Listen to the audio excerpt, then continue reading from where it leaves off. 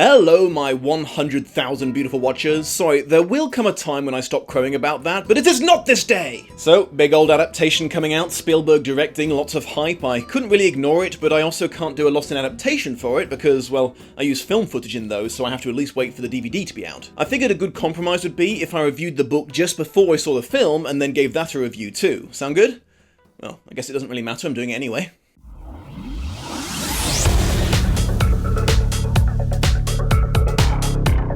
Okay, for those of you who haven't read the book yet but intend to, spoiler warning. I couldn't really think of a way to review this without giving away something important, so I'm not even gonna try, sorry. If you haven't read the book and don't care about spoilers, don't worry about being lost, I'm gonna synopsisize this bad boy in just a moment. There is a lot of backlash circulating online right now in regards to this book, so it might surprise you to hear that I didn't hate it. I mean, I didn't love it, but I didn't hate it. If you still feel inclined to grab pitchforks and torches over that statement, just hear me out, okay? I am going to show my working. Though I want to make it clear that I have listened to people's reasoning for hating it, and they have very legitimate points, so I want to make it especially clear that I'm not trying to change anyone's mind here, and I'm definitely not trying to tell you that you're wrong for hating it. This is just my personal experience with this book. Cards on the table, though, you should bear in mind that the last book I read before this was 50 Shades Darker. That might well be a factor in me being more lenient on it. I should also mention that I am aware that the writer of this book does appear to be a bit of a problematic person. He wrote and publicised a long poem about how porn should be full of nerdy girls of all shapes and sizes instead of airheaded fake-boobed bimbos, and it's pretty vile, to be honest. I may well read this book again someday, but I will sure as fuck never ask him to sign it. Okay, synopsis time. I won't do the whole thing, just the highlights, and I'll probably stop here and there to talk about certain things when they come up. The year is 2044, and the whole world's gone downhill somewhat after a massive fuel crisis. Most of the population of America is living in slums, are always on the verge of starvation, and the government is nothing but celebrity candidates handpicked by large corporations to distract everyone while they run the world into the ground. About, I think it was 30 years before, but don't quote me on that, a famous video game designer named James Halliday and his business partner and best friend, Ogden Morrow, created a virtual reality MMORPG called The Oasis that became so popular it basically replaced the internet. After years of expansions and upgrades, it now exists as like a combination of video game and Second Life and, well, an actual universe, to be completely honest, because people spend more time there than they do in the depressing reality outside their houses. 5 years before the start of the main events of the book, James Halliday found out that he was dying and decided to leave everything he owned, like billions and billions of dollars and the controlling share in the company that runs the Oasis,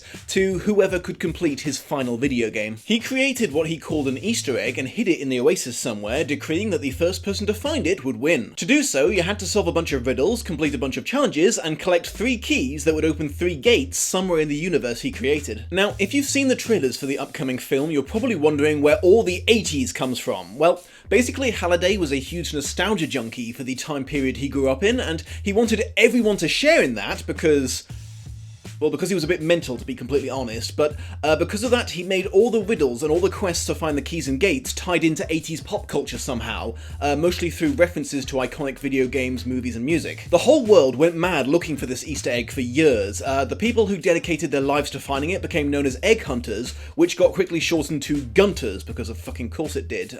The main character of the story, Wade Watts, or Parzival, as he's known in the Oasis, is such a person. At the start of the book, he's just shy of his 18th birthday and about to graduate from the virtual school he attends in the Oasis. It's been 5 years and no one's found the first key. Some people have found hints about it, but nothing past that. The first big break in the hunt comes when Parzival suddenly has a eureka moment and figures out exactly where it is, and I have to say, I was actually impressed with the plot twist about where it turned out to be. He has to jump through a bunch of hoops to get to it, culminating, quite amusingly, with him playing an ancient arcade game of Joust with a Lich King programmed by Halliday himself. After finding the key, he immediately runs into another gunter, a girl named Artemis, and it turns out she actually figured out all the hints just before him, but had been failing to pass the final test for weeks.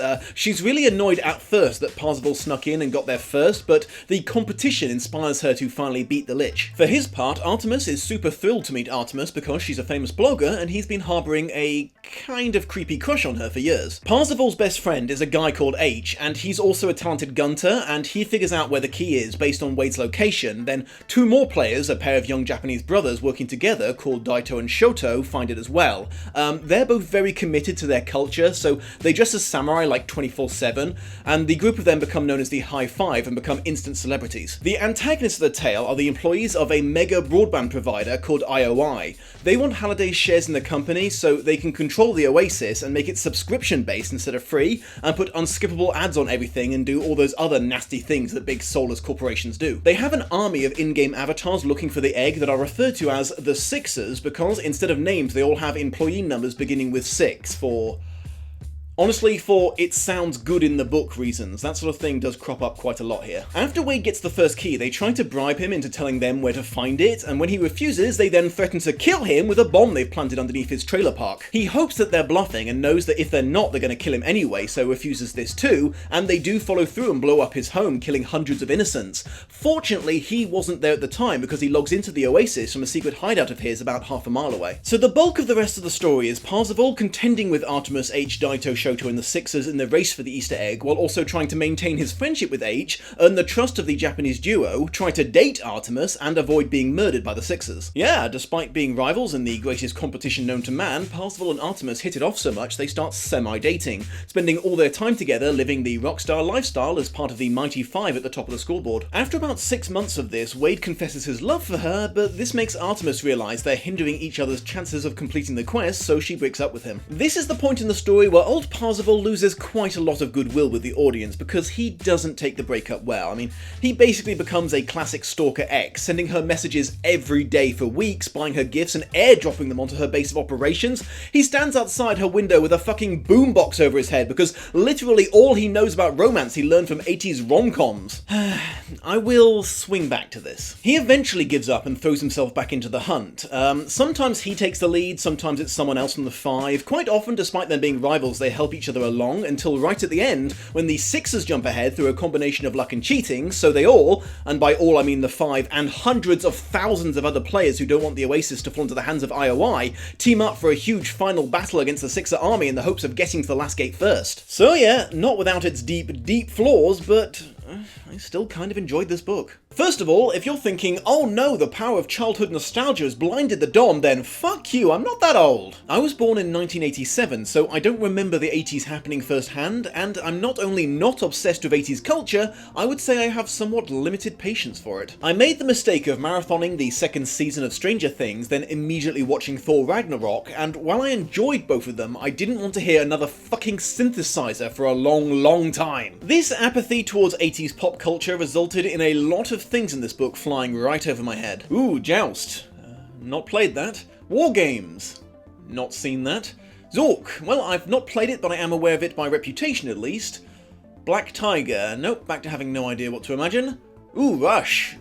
Nope, have to admit I've never actually listened to a song by them. But right at the end, Monty Python and the Holy Grail. Finally, I knew how Captain America felt in that scene that became a meme. And yeah, I guess I got kind of a kick out of it. I can't even imagine what it would have been like for someone who got all the references all the way through the book, but I'll actually swing back to that in a second. The point I'm trying to make is I did actually enjoy this book regardless of the lack of nostalgia it held for me. That said, I think it's only fair that I address the many and legitimate complaints people have about this book. Starting with the biggie, many people consider the main character, Wade Watts aka Parzival, to be an absolute D-bag, a stalker, and generally a very unlikable person. And yeah, he kind of is. He's incredibly condescending to people he thinks are less knowledgeable about his obsessions than him. He casually drops transphobic or sexist remarks all the time, not so much out of bigotry, but more out of a willful ignorance. He acts very entitled to a lot of things in a very unself-aware way, and he is so fucking obsessed with spanking his dick. I mean, this comes up way too much even for me, and you guys know I'm a guy who likes me porn. The thing is, Wade didn't quite ruin this book for me for several reasons, the first of which is, I guess in regards to this, I can't deny that I'm kind of privileged. What I mean by that is, I've never had to deal with a Wade in my life, a potential or ex-partner who hasn't taken leave me alone for an answer, so his actions didn't resonate with me when I was reading the book. After I finished and I discussed the book with a few people who had, I instantly understood how narrow-minded that was, but I was already done enjoying the book by then. Another reason is, I kind of felt like I lacked the moral high ground to judge Wade, because back when I was his age, I was kind of a complete douchebag too. I mean, it's not something I'm proud of, and I've put a lot of effort into trying to improve myself since then with the help of my friends, but I can't erase that past. When I was dumped for the first time in my life, I spent a hell of a lot more time trying to think up ways to get her back instead of reflecting on what I did to drive her away. For the record, I didn't actually do any of the things I thought of. I had some self-control. I guess I couldn't help but see Wade's behaviour as just him being a dumb fuck kid, just like I was, and hopefully just something he would grow out of like I did. 100% not an excuse though, believe me, I know that, and if you have had to deal with a person like that, I can totally see why you would want to rip this book up into a million pieces and burn the remains, because it is basically a tale of how your boundary issue riddled tormentor became a multi-billionaire. The only thing I will say in the book's defense, not Wade's defense, but the book's defense, is I honestly disagree when people say that Wade is rewarded for his bad behavior at the end. The online stalking doesn't get Wade the girl. Teaming up with the girl to save the world at the end for a great deal of personal risk to his real life gets him the girl. The stalking, quite rightfully, just pushes the girl further away from him. It leads me to believe that this book is slightly more self-aware than people give it credit for, just slightly. I also just want to say that I dislike it when people take his attempts to get Artemis back out of context. Again, not because I'm trying to defend Wade, just because I dislike it when people take stuff out of context on general principle. He wasn't bombarding some girl he didn't know with messages. They dated for 6 months, and she made it clear when she was breaking up with him that she wasn't doing it because she didn't have feelings for him, but because she felt their relationship was getting in the way of the egg hunt, and she was also kind of convinced for insecurity reasons that he would no longer be interested in her when he found out that she has a birthmark on her face in real life. He was trying to contact her to assure her that he didn't care what she looked like and just wanted to be with her. Yes, he went way too far, and yes, that is not okay, but if you're going to hate something, at least hate it for the right reasons, that's all I ask. The next, and by many considered greater issue, is all the references. You get a reference, and you get a reference, you all get a reference! A lot of people feel it came off as forced or was simply really annoying after a while. I've come to the conclusion that me not getting most of them actually helped me enjoy the book more. When I had no idea what the fuck he was talking about, it was easier to ignore. I also feel compelled to mention that this book is very honest in its intentions to be pop culture references the novel. It's not like 50 Shades where they're selling it as a romance novel but it's actually about emotional abuse. The teaser on the back of the cover literally contains the words pop culture and obsession, so I can't help but feel that if you chose to read it and are still vehemently complaining about it, it's a bit of a I don't know what you expected situation, you know? Other complaints about the book involve the writing style, and again, I can see where the hate is coming from. The entire book is being narrated by Wade, so the whole thing is written in the syntax of a very horny 18-year-old American hipster boy, so, yeah, it does get a bit much after a while. Another is that the two Japanese characters come off as complete stereotypes. I mean, I have to admit I don't have any Japanese friends, so I can't say for certain, but in their interactions with other characters, Daito and Shoto do very little besides bowing constantly and talking about honor more than Zuko in The Last Airbender. I would definitely say that the start of this book is by far its weakest part. I mean, that's where most of the cringiest lines were introduced, like, we call the Sixers the Sucksaws, because they suck, and stuff like that. There's also the issue that the world building in this is almost exclusively incredibly long exposition info dumps. I'm inclined to be lenient about that because something like the Oasis, its history and the way it came to work, is not something that can be introduced without a shit ton of exposition. Usually I would want a world to be built gradually around the character as he experiences it, like in, say, Harry Potter, but I don't think that would be possible with this kind of world because it's literally a whole universe and Wade only interacts with a very small part of it during the story. So yeah, with all of that right at the start of the book, I can see why a lot of people put it down very quickly, but if you can power through, it does get better. A personal issue I have with this book, and with the concept of the Oasis in particular, is the fact that the entire business model that it works on is 100% based on in-game microtransactions, which,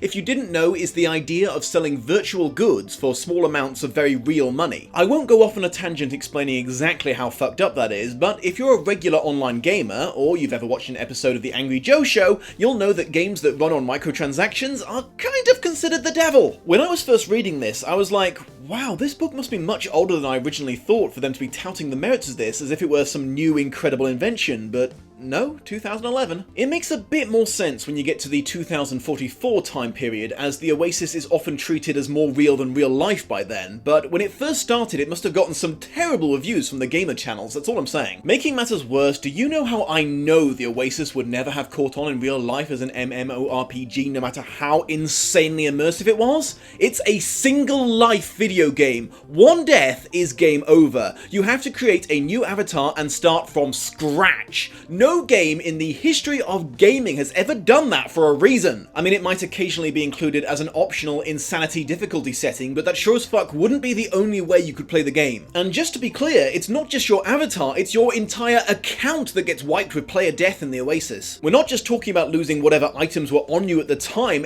everything gets deleted, including your in-game money and property that, I must add, does have genuine value because half of it would have been paid for with real-life money. What's that other thing that tried to tell a story about a single-life video game? Oh yeah, that anime that everyone seems to hate with a burning passion. It's almost like it's a terrible premise. I can see why it would be tempting to include this from a storytelling perspective, because without it these stakes are infinitely lessened, but the difficulty level of any quest would be impossible to gauge, and one mistake could end up costing you years of your life and possibly thousands of dollars. No one would play a game like that long enough for it to take over the world. Okay, I should probably talk about some positives so you don't all think I'm completely crazy for saying I didn't hate this book. I enjoy stories with two types of antagonist, and they are, amusingly, complete opposite extremes to each other. Either sympathetic, relatable characters that, in another life, you could have been friends with, or utter hate sinks that you revel in the destruction of. The baddies that don't do it for me are the ones that try to be both, or are just somewhere in the middle and end up being kind of boring,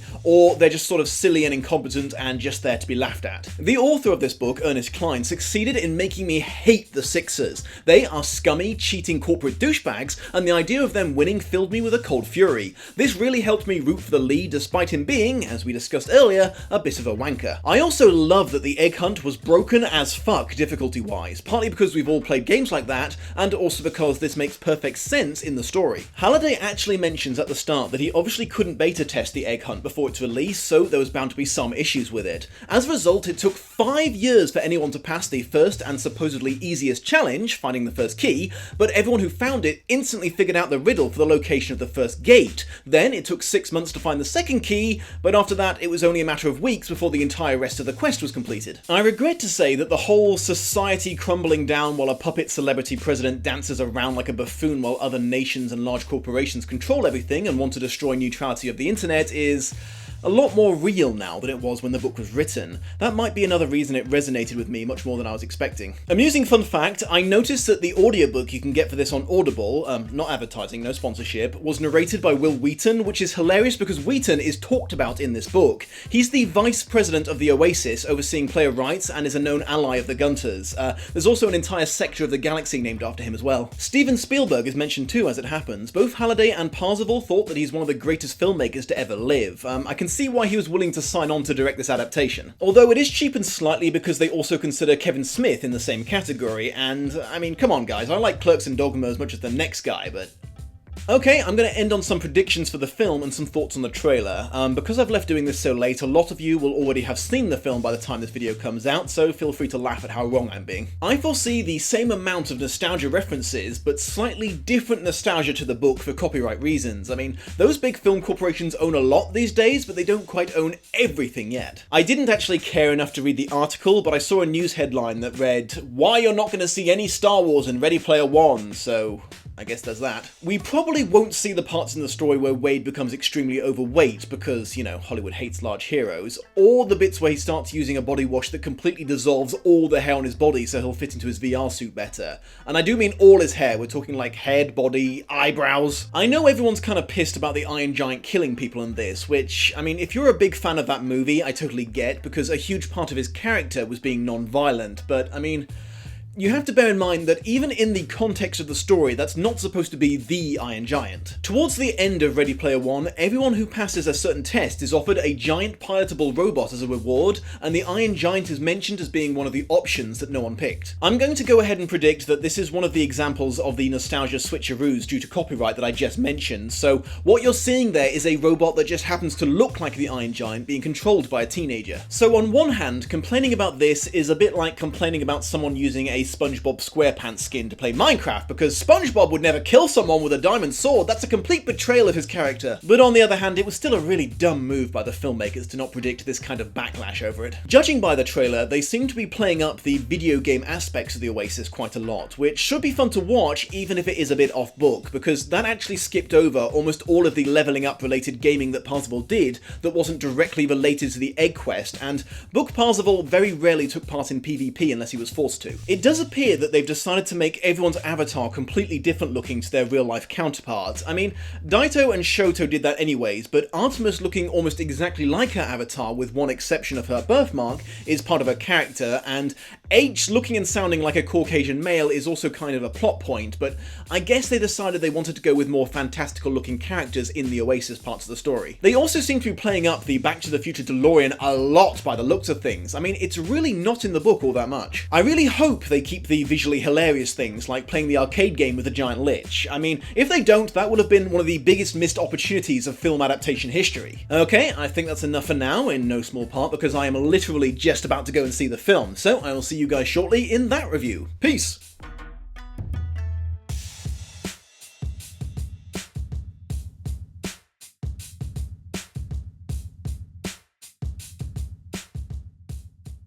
Hey beautiful watchers, I just wanted to give you a quick reminder that there's a variety of rewards you can earn by becoming a Patreon, including early access to all videos, getting to be a part of the survey about how many people saw the film and read the book, or playing Minecraft with me on my 24-hour server. Higher level contributors can also join the Dom Skype chat room, and best of all, choose future episodes of Lost in Adaptation. However, if right now you are thinking, my goodness the Dom, I can't do that, a mischievous orangutan recently made off with my wallet and I'm yet to track the scoundrel down and retrieve it. Fear not, if you would instead be willing to like, share, subscribe, or a combination of all three, that goes a long way towards helping my channel grow and reach new beautiful watchers. Have a most pleasant day, and I will see you soon.